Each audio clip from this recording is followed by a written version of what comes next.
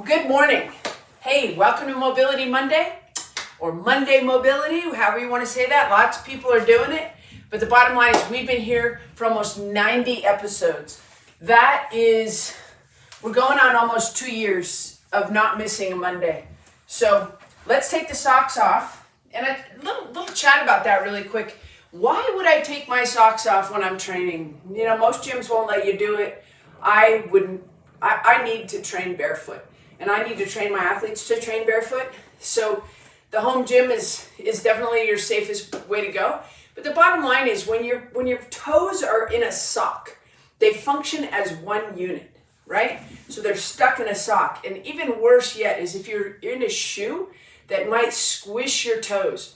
We were born to have our feet expand every single time we land. That is our primary shock absorber.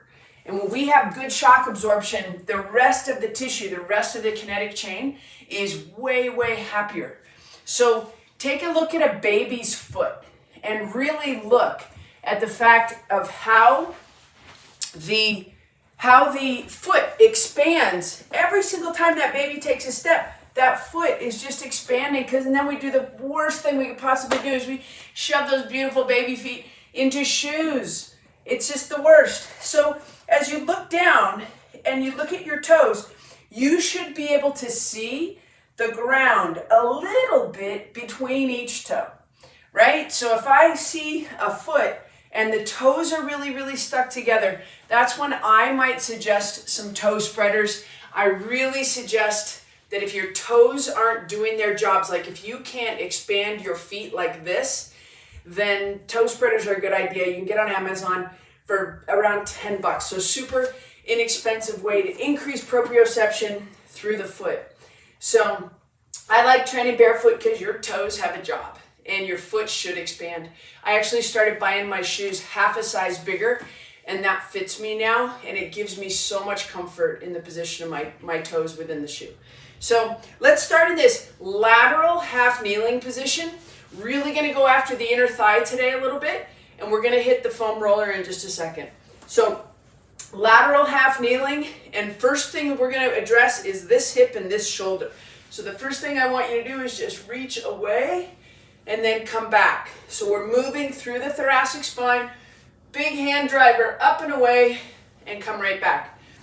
3, good. 4, good. One more. And 5.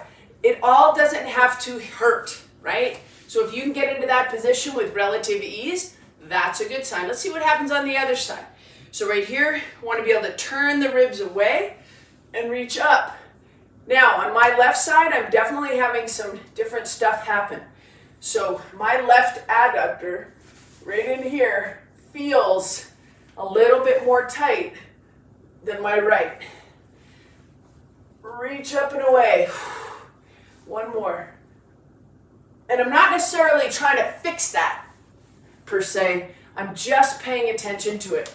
All right, let's go right into a lateral half kneeling founder position, pushing the hands to the front to add a little bit of load to the back. So as soon as we put that counterbalance arm action back there, we're going to get some glute firing and a little bit of posterior fibers of adductor magnus. So just push your hips back right here, right side, and one more. Magnus is one muscle, but there's anterior and posterior fibers, and they have different responsibilities, and ultimately they should be balanced, right? So as I push back into this side, I actually feel it more on the front side of the adductor, the high inner thigh. 3, it just tells me to just keep doing what I'm doing. 4, push the hips back. Always working towards that really good hip hinge. Anything that I can unload the spine and take the responsibility through the glutes. All right, let's keep going on the adductors. So this would be midnight with the knee facing straight at you. This is the 1030 position, and we just want to push. We've been working through the tissue. Work the heel of your hand through that quad. A little self-massage here. Pushing through the quad, a little bit of heat. Finding that nice residual ankle mobility here. Good. Couple more. Definitely have some tightness in the adductor. Had a great weekend of training. Out on the bike a bit, a little bit of running. Just a really active, great weekend. All right, so now the other side. Good. Working the heel of the hand through the quad. Good. Been hitting a lot of golf balls lately. That's really starting to come together. But cycling and running and golf are very nicely interchangeable for what the physical ask is if you want to be good at all three. So if you pay attention to the inner thigh right through here, through the adductors, then you're going to get way better glute activation, right? So let's go ahead, take the foam roller, laying down on the ground. Knee comes up to the height of the hip, and we're just going to work now. We've got warm tissue, so foam rolling is going to function a little bit different when you have a little bit of heat going in that tissue. I think that it can accept a little more pressure when the tissue is warm. But other than that, I'm not a big pain person when it comes to foam rolling. Like, there's a lot of people that are like, oh, just cry, lay on your quads. And I gotta tell you, I just don't see it. I don't think tissue is going to release because you're smashing it, right? I think more than anything, it might even push back more and shut down even more. So if the goal, depends what the goal is, I guess.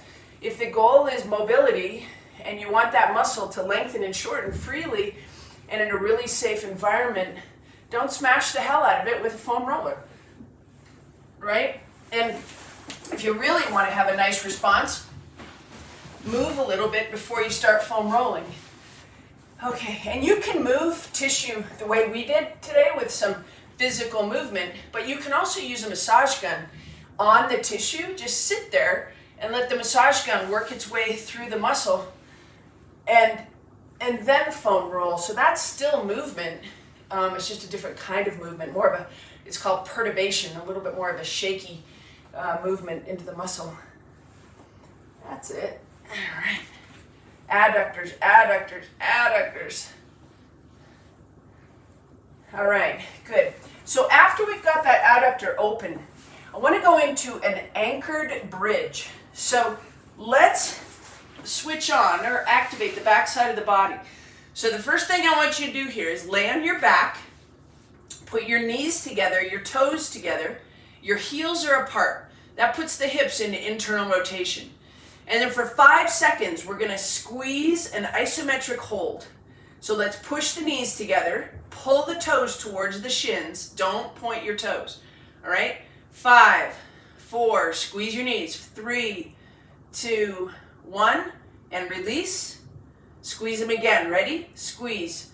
5, 4, 3, 2, 1. Good. Using isometrics to get more mobility through the hips. One more time. Squeeze the knees. 5, 4, 3, squeeze them. 2, 1, and good. All right, float the hands to the height of the heart, fingertips touching. Reach overhead and see if you can walk your shoulders further away from your hips. Have your fingertips pull away from the pubic bone as far as you can. We're going to go back to a 5-second isometric knee squeeze. Ready? Squeeze the knees. 5, 4, 3, 2, 1, and release. Holding a really skinny, long belly. Getting that nice psoas stretch. Ready? Squeeze the knees. 5, 4, 3, 2, 1, and relax. If you're starting to get any kind of cramp in your inner thigh, just back off the amount of intensity with the knees, okay? Last one. Ready? Pull the toes towards the shins. Squeeze the knees. 5, 4, 3, 2, 1. Now take your hands, fingertips to the ground, pull the heels just a little bit closer. And from right here, oh my gosh, we're going to push the heels down into the ground. 5, 4, 3, 2, 1. And that's starting an isometric contraction of those hamstrings. Ready? Do it again. Push the heels into the ground. 5, 4, 3, 2, 1. And release. One more time. Heels into the ground. 5, 4. Push hard. 3, 2, 1. And release. All right, let's pull both knees into your chest. And as you do that, I want you to kind of drop your sacrum. So you get a nice flat back here. All right? Good. Decoupling the hips. We're going to keep holding on to the right. Reach the left nice and long. Push through the heel. See if you can get some tension in that left calf. All right, now we're going to hold the left knee. We're going to push out through the right heel. Try and get some tension through the right calf. Just by trying to get the longest possible leg you can get here. All right, right side. Push through the heel, not through the toe. Push, tension, activation through that right side. Good. Push through the heel on the left.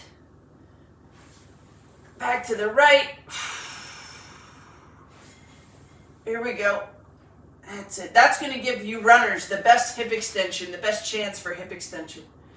Okay, good. Going back to that anchored stance. Knees together, toes together, heels apart. So that puts the hips in internal rotation. Fingertips on the ground. Pull the palms away from the ground. Wrists off the ground, elbows off the ground. Push the heels down, knees together. Lift the hips off the ground. 5, 4, 3, 2, 1, and relax. So when you lift your hips here, it's totally a bridge, right? But you're only lifting your hips 1 inch off the ground. We're not going for that big hip extension. Knees together, toes together, heels apart, fingertips on the ground, wrists, elbows off the ground. Squeeze those knees. 5, 4, 3, 2, 1, and relax. We'll go one more time there. Keep the knees together, nice and strong. Heels into the ground, really strong. Ready? Up. 5, 4, 3, 2, and 1. Awesome. Okay, from right there, let's go ahead and let the knee flop out to the side. Put the right ankle on the left knee. Reach through the hole here, grab the back of the left leg. 5, 4, 3, there's no tension, we're just giving it a little hold. And 1, we don't want to hold these stretches for really long this morning. You will get a different response. You will shut down or downregulate that nervous system. And that's not a bad thing at the end of the day, but I'm just getting my day started. So 5, just want to establish ranges of motion. 4, 3, 2, 1, good. Change to the right. 5, 4, 3, 2, 1, good. Pull it up. 5, 4, 3, 2, and 1. One more time each side. Just a nice little reach through. 5, 4, 3, 2, 1. And last one, other side. 5, 4, 3, 2, and 1. All right, good. Okay, so let's take it back to that lateral half kneeling position. All right, this is one of our favorite little routines here. So we're back in that lateral half kneeling position. Hands are on the ground now. So it's two points of contact, one here on the lower body, and then the hands on the ground. Spread the fingertips out, and the wrists are directly under the shoulders. And we're just going to roll back a little bit and then to the front a little bit. And when you go to the front, I want you to feel a little bit of tension through the hands and through the wrists. Push the hips back, and then let your head go way over the front. 2, and because we're supporting the hips a little bit more, because the hands are on the ground, we get just a little more motion through the hips. You're going to get a little bit of tugging right there on that sacrum. Don't force anything, and just kind of let it rock gently back and forth. Good. And good. And then let's go ahead and take the other side. Again, shoulders are directly over the wrists. We're in that lateral half kneeling position. We don't want to hang the head. Stay strong through your shoulders. Push back. 1. Push back.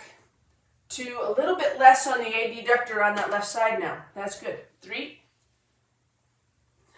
4. Still getting a little tugging through the SI joint, that sacroiliac joint on the back. And good. All right. So let's go right back to that hand driver.